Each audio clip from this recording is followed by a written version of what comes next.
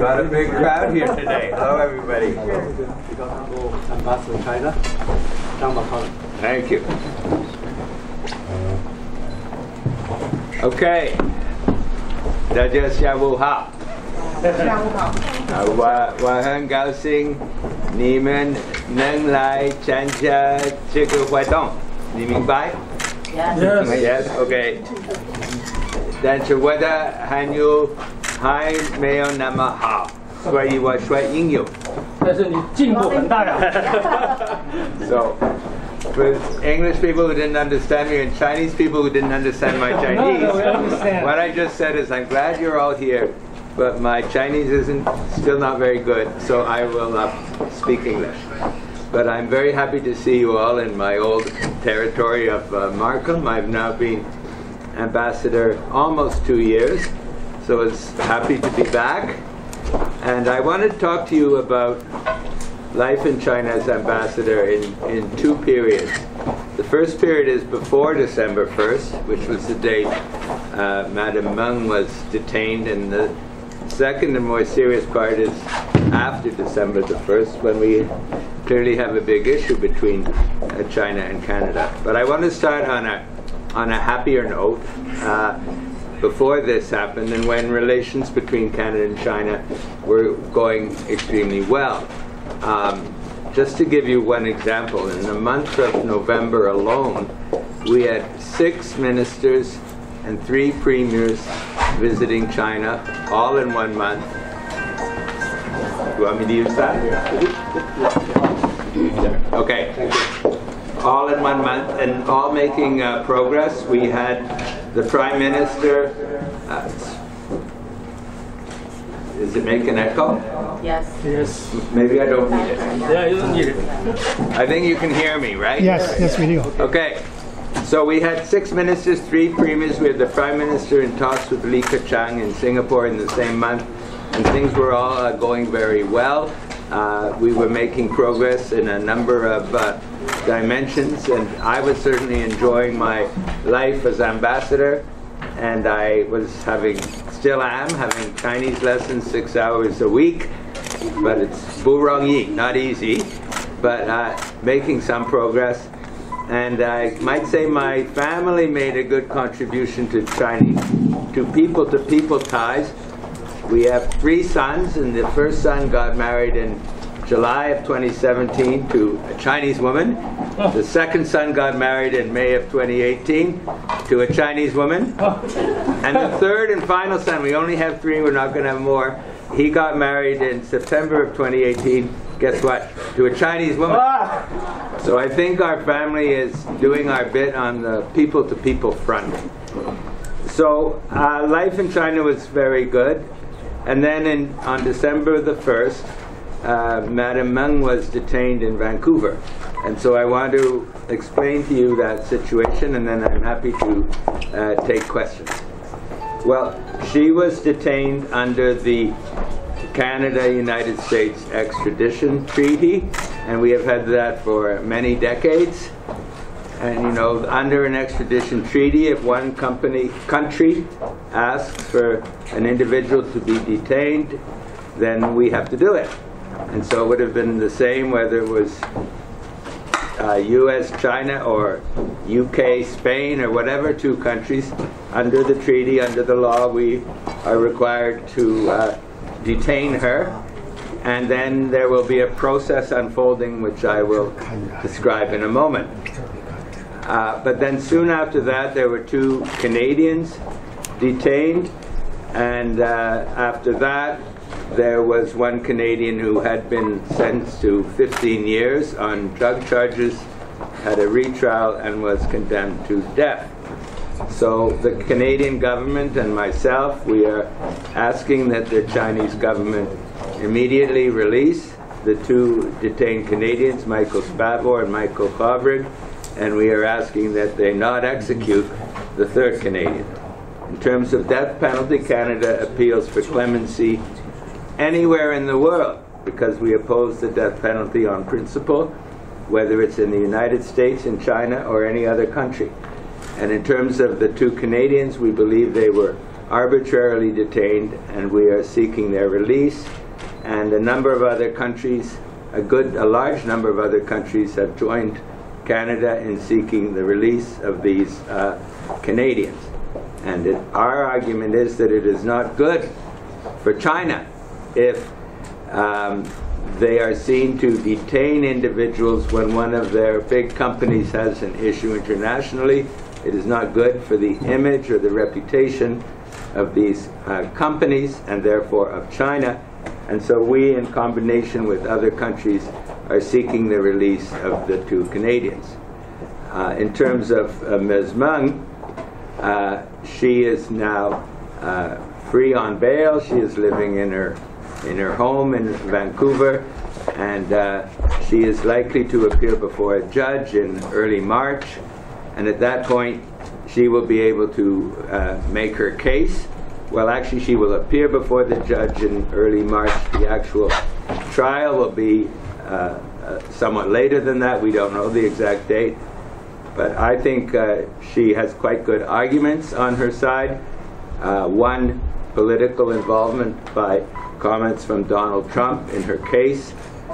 Two, there's an extraterritorial aspect to her case.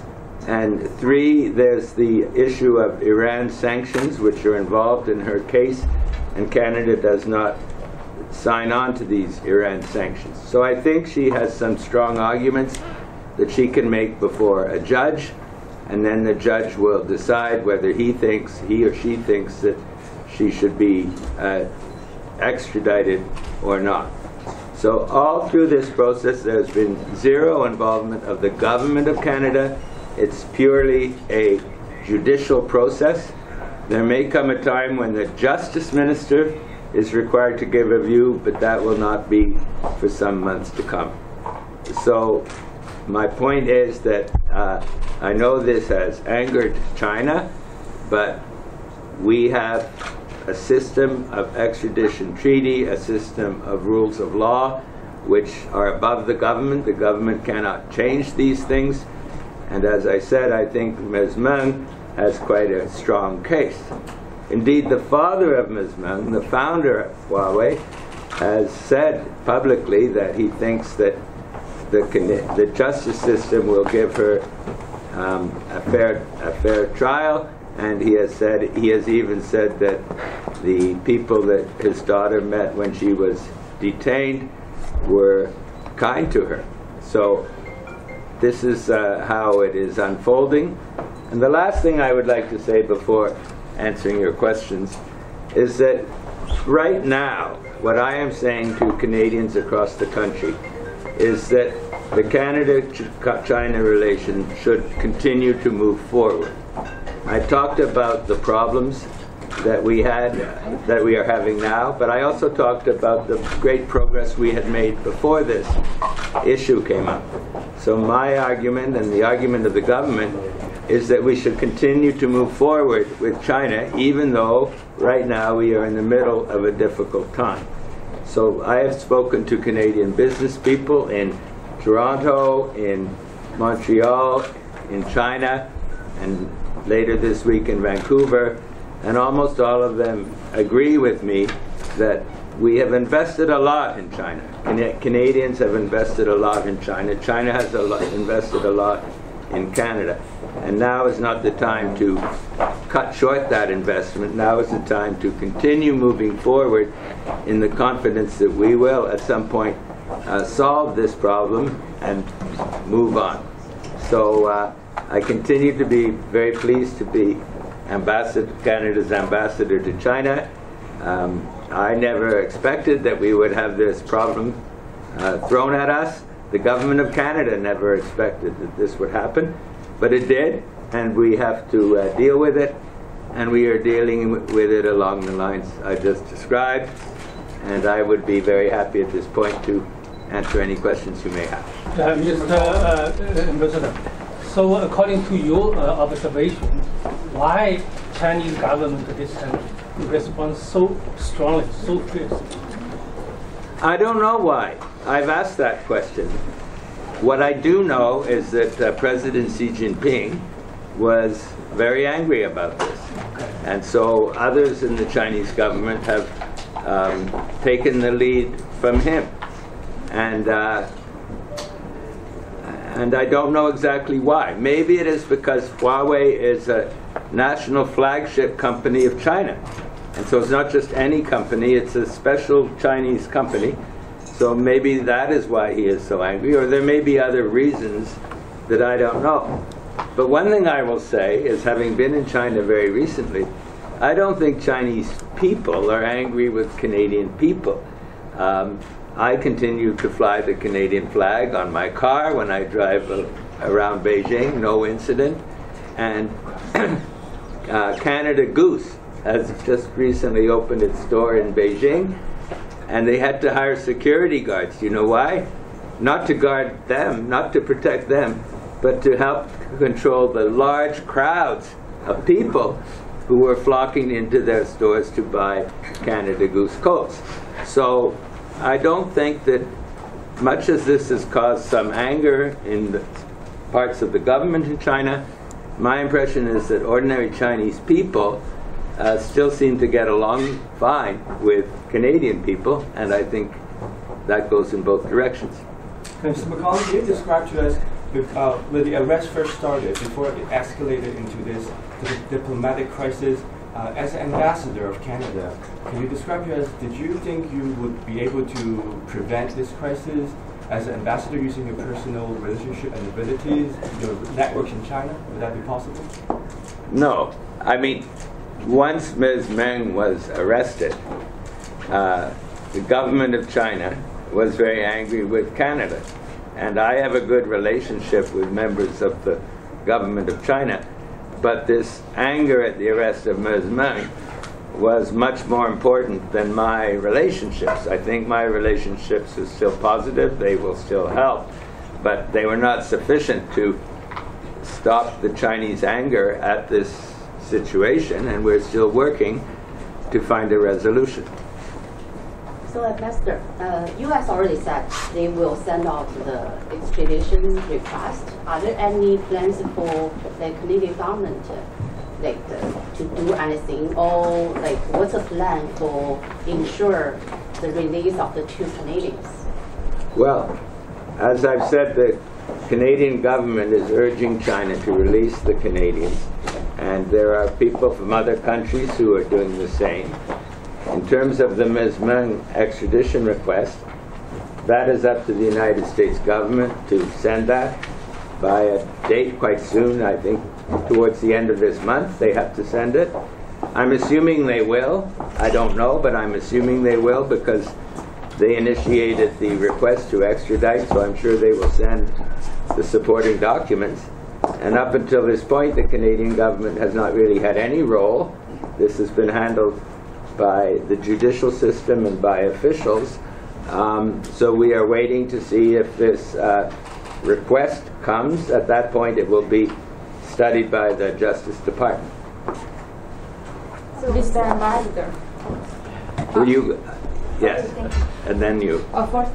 So, okay, Mr. Ambassador, so actually the Chinese ambassador in Canada recently gave a formal speech. One of the points he mentions about if Canada doesn't take the 5G technology from Huawei, and Canada needs to take the result. And someone here think it's kind of threat or sort of pressure from China, but the foreign ministry spokesman of China doesn't think so.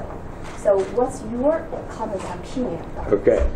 Yeah, I know that story. I think I agree with what you just said. The Chinese ambassador said there would be consequences for Canada if we did not accept Huawei for 5G. And then the foreign ministry back in Beijing said no. And so you asked me, what do I think? Well, I do not know exactly what China would do. It seems the ambassador and the foreign ministry don't agree with each other, so it's hard for me to know what they would do. And I don't have anything with that to do with that decision.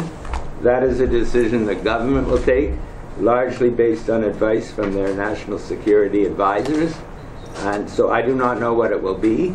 I know that other members of what we call the Five Eyes, United States, Australia, UK, New Zealand, have said no to Huawei, or at least UK, one of their big companies has. So there's pressure on Canada to say no. But I do not know. I don't think a decision has yet been made. I believe the national security agencies are looking into it, and at some point a decision will be made, but that is not my decision. So you think, well, the ambassador's speech is kind of a threat to Canada, or you don't think so? Well, I think the ambassador was overruled by his head office. The ambassador said something, and then the head office, the foreign ministry, said no. So I believe the foreign ministry. But in any event, it's not my decision. It is a decision that will be made by the government of Canada in consultation with their security advisors.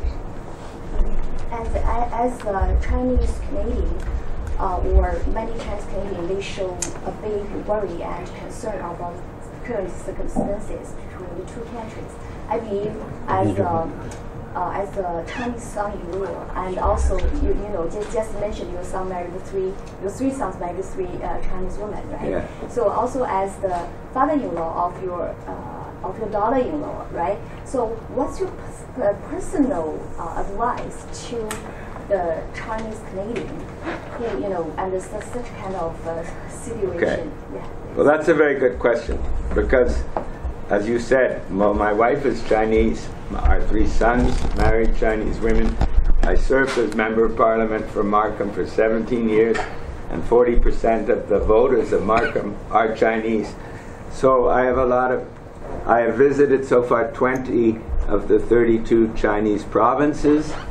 I'm in a race with the US ambassador to see who will visit them all first, and I'm winning so far. So I've come to see quite a lot of China, 20 provinces so far. I'm trying to learn the language, but it's not easy. So I have strong connections with China. And I was sent to China by Prime Minister Trudeau to strengthen the relationship between the two countries. The government of Canada wants stronger ties with China, and it's partly for that reason that they sent me to be their ambassador to help strengthen those ties. So I still want those ties to be strengthened. I am sorry that this incident, this difficult incident, arose. It was a total surprise for everybody in Canada, but it happened and we have to deal with it. So I am hopeful that we will be able to find a solution in the not too distant future, and that we will then continue to build those strong ties. And I hope even in the meanwhile, as I said, even before we get a resolution, that Chinese Canadians and other Canadians and Chinese people will continue to strengthen those ties, because this is a hiccup along the road. It's not a small hiccup, it's a big hiccup, but it's a hiccup, and we will eventually solve it and move forward. And so I think most Chinese Canadians, most of the people, Chinese Canadians who voted for me, I think would agree that we want to move forward with stronger ties with China, and we want to find a way to resolve this difficult problem. That is certainly my hope. Could we limit to one question per media? Sorry, all right, please. First of all, I want to verify that you just mentioned Ms. Meng will be in front of the judge in the early March. Is that early February? Well, my understanding is that there is a hearing in early February, which has more to do with her bail conditions, and then there will be another hearing in early March, which is the first hearing that has specifically to do with the extradition case. And then at that hearing in early March, they will have to find a time later on when the full hearing will take place, and that will depend on the availability of court time. So that might not be until 2, 3, 4 months later. We do not know the exact time. So the real hearing before the judge will probably not happen for several months, and we do not know the precise date. You mean the real hearing for the extradition? Yes. Oh, I see. The hearing in early February is not about extradition, it's about the bail terms.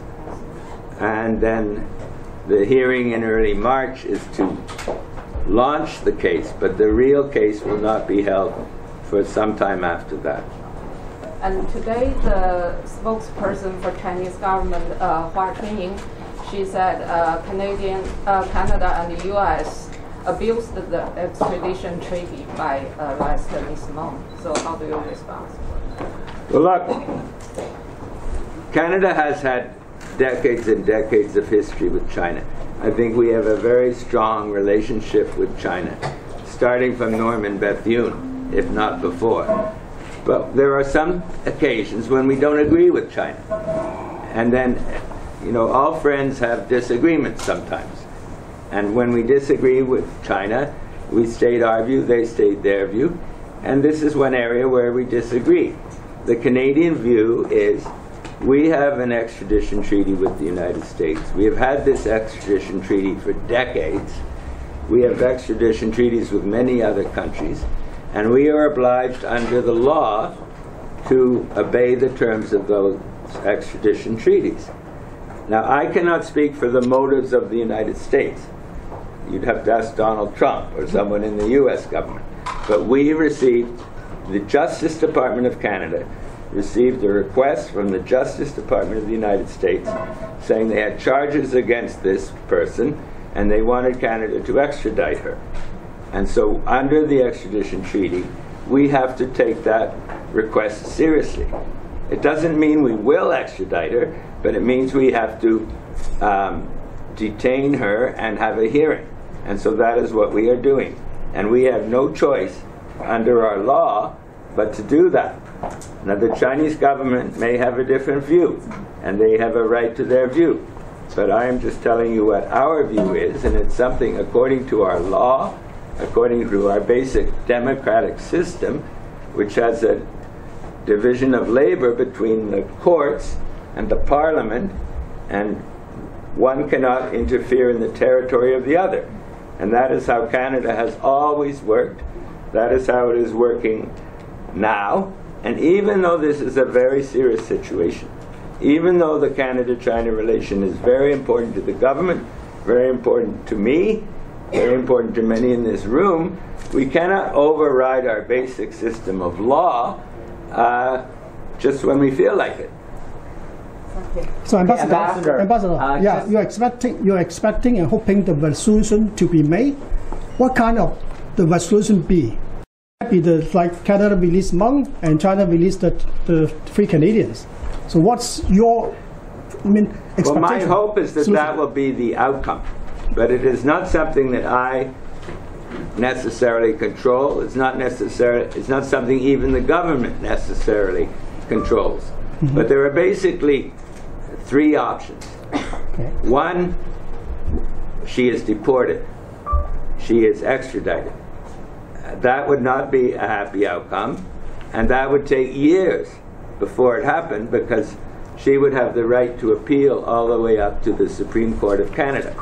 But I'm just talking options. I'm not saying what's good and what's bad. So the first option would be that she was extradited. The second option would be that the United States made some kind of a deal with China, and part of the deal would be that they would no longer seek her extradition. And we would hope if the U.S. made such a deal, part of the deal would also be to release the 2 Canadians.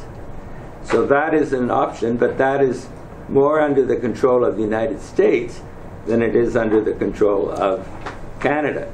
And the third option, which we've been discussing, is that she could be released by a Canadian court.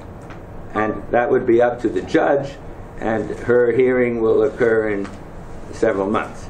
So I think those are the 3 options, and I would certainly be hopeful that we could get a resolution in the not too distant future, but it is not something that either I or the government of Canada has full control over.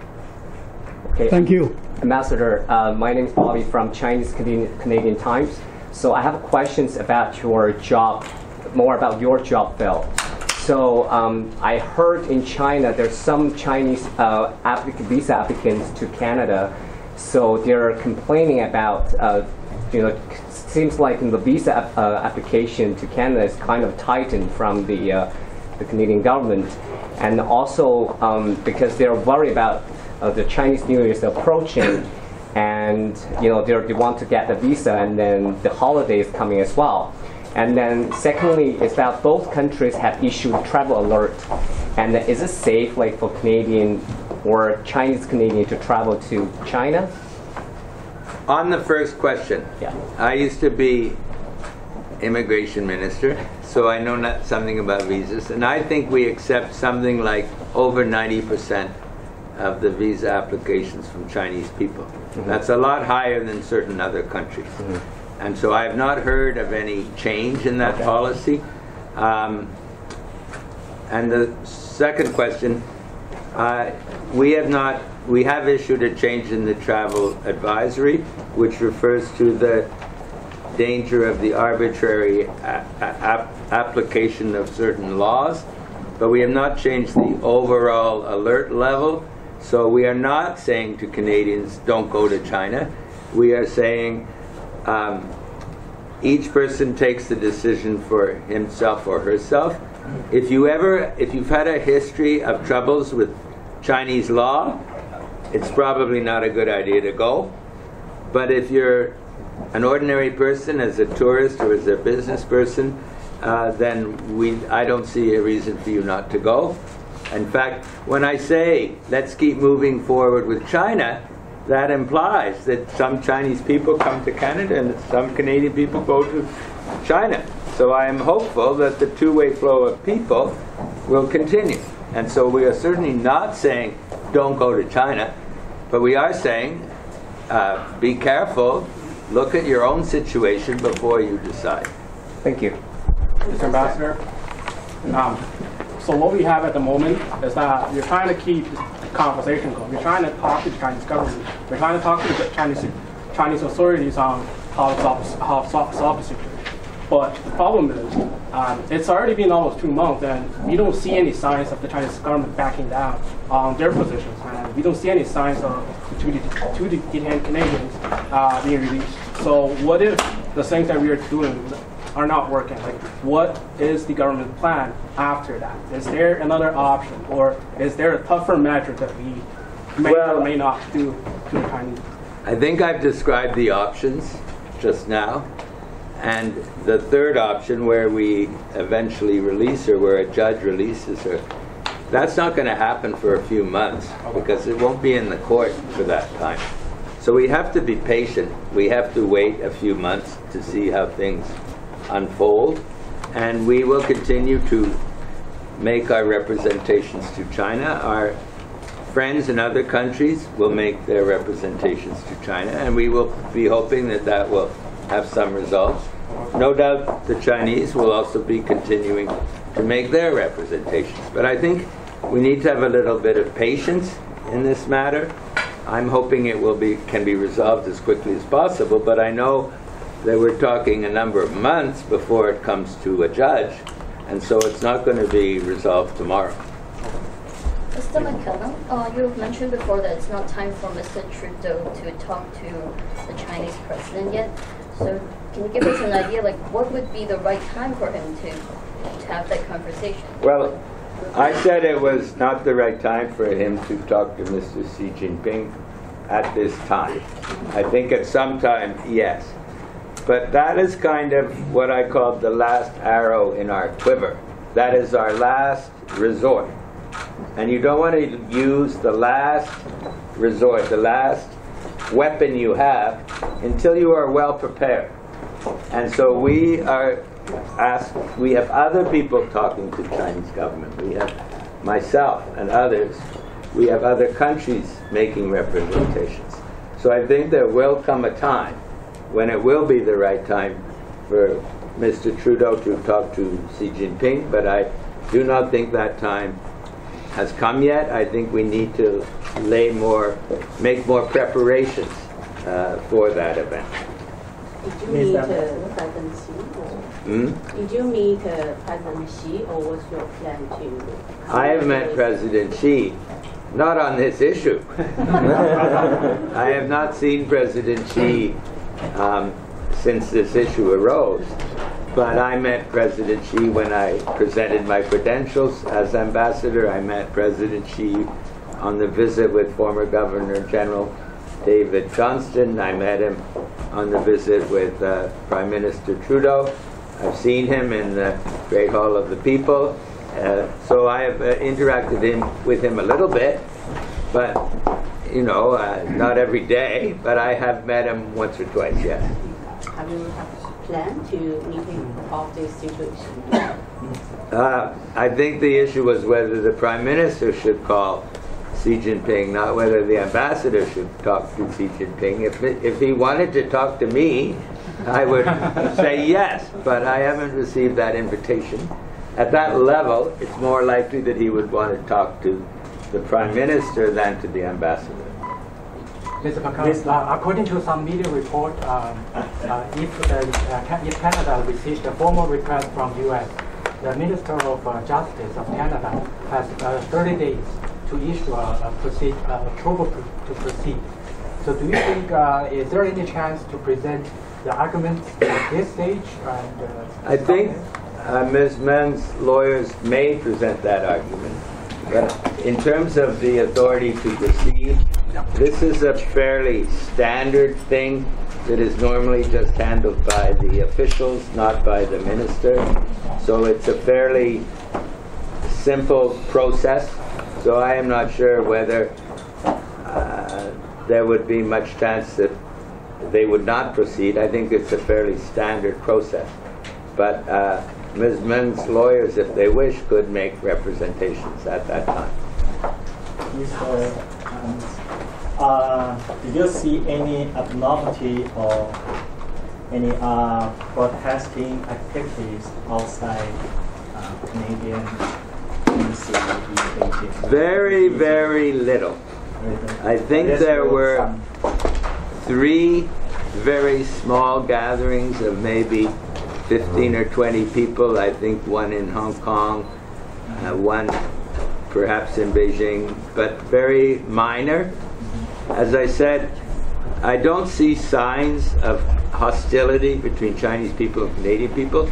At the beginning, there was a big upsurge in social media comment directed against Canada, but that quietened down, and no demonstrations at all recently. So, and as I said, all these Chinese people are buying Canada Goose coats, and so I don't detect any hostility personally, or the people I know.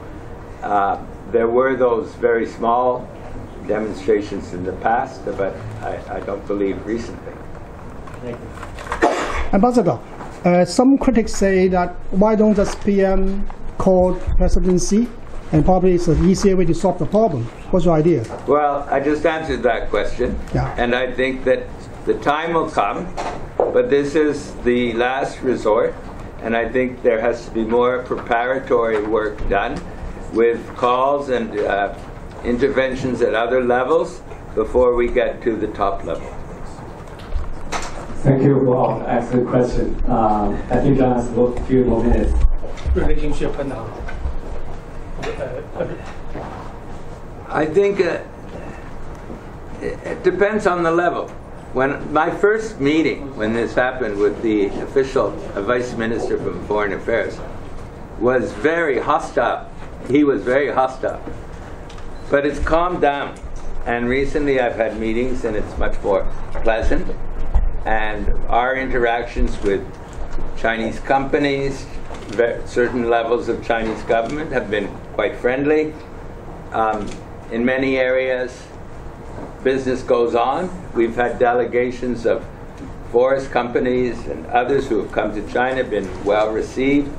I just spoke to Mayor John Tory today, and the mayor of Chongqing still plans to visit Canada. I've spoken to leading Canadian business people. They are still planning to make their trips to China. So I think life goes on, business goes on. To some extent, in some areas, less than normal because of this, but it certainly hasn't been a total standstill. I think by and large life goes on. But for example, if you're a university president from Canada and you're coming to China, you might at this juncture see a vice president and not a president. So that's it's not stopped, but it's impeded to a degree.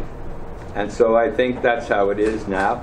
And one thing I am trying to do as ambassador is to encourage people not to stop, to continue doing whatever they're doing, business, travel, pleasure, tourism, with studying with Chinese and vice versa, so as to keep the relationship growing and solid as much as possible. So the first one you talk with, who is the first one you talk with? You said that the first one is very... oh, it was one of the vice ministers. I don't want to mention his name because maybe he's very friendly now. Is it hard to explain the situation Canada is like stuck in between a rock and a hard place? You could say that. Which is the rock and which is the hard place?